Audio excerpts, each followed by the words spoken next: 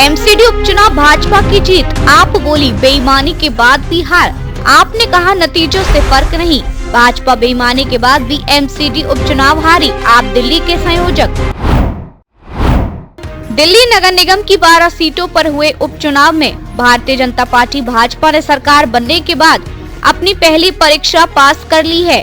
Party 12 में से 7 सीटों पर जीत हासिल करके एमसीडी में अपनी सरकार को और मजबूत कर चुकी है। हालांकि इस जीत के बावजूद सत्ताधारी पार्टी कुछ निराश होगी और 3 सीटों पर सिमट जाने के बाद भी आम आदमी पार्टी आपको गम नहीं दिख रहा है। ये चुनाव भारतीय जनता पार्टी की मुख्यमंत्री रेखा गुप्ता जी के अस्तित्व का चुनाव था।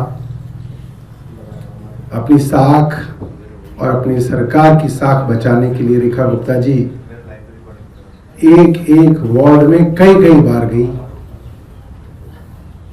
चुनाव से एक दिन पहले जिस वार्ड में चुनाव है, अशोक विहार वार्ड में, वहां पे फ्री सिलेंडर तक बांट दिए।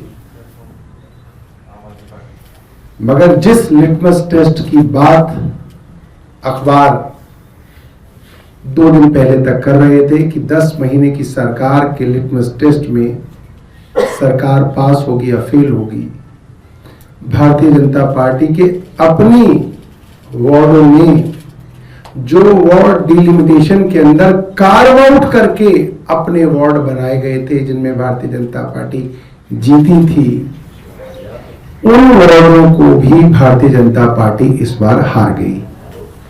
भारतीय जनता पार्टी की टैली 9 से घट के 6 पर आ गई। भारतीय जनता पार्टी कहेगी 6 नहीं 7 है, तो हमारे पास इलेक्शन कमीशन की वेबसाइट का स्क्रीनशॉट आज भी है और वो सदा रहेगा। अशोक विहार वार्ड जहां पिछले 1 महीने में रेखा गुप्ता जी 10 बार गई, मुख्यमंत्री इस वार्ड में 10 बार गई है पिछले 1 महीने में। रात को सिलेंडर बांट रही है, अगले दिन चुनाव है, 29 की रात को सिलेंडर बांटे। वहां भी रेखा गुप्ता जी की पार्टी हार गई थी। 179 वोट से लोग हार गए, वेबसाइट पर डिक्लेयर हो गया, बधाइयां आ गई और फिर पता नहीं क्या गड़बड़ी करी है कि भारतीय जनता पार्टी को अशोक विहार के अंदर जिता दिया गया।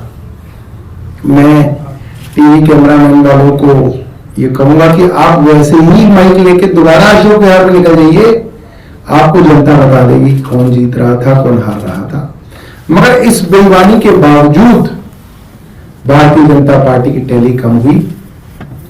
मुंडका जो कि प्रवेश साहिब सिंह वर्मा जी का पैतृक गांव है,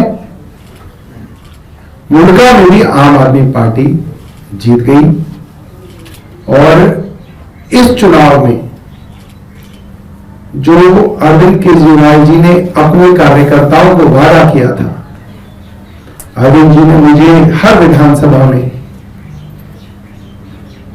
भेजा और उनका मैसेज मैंने हर विधानसभा में दिया जहां चुनाव था या नहीं था कि आने वाले चुनावों के अंदर पार्टी सिर्फ और सिर्फ अपने कार्यकर्ता को चुनाव लड़ाएगी।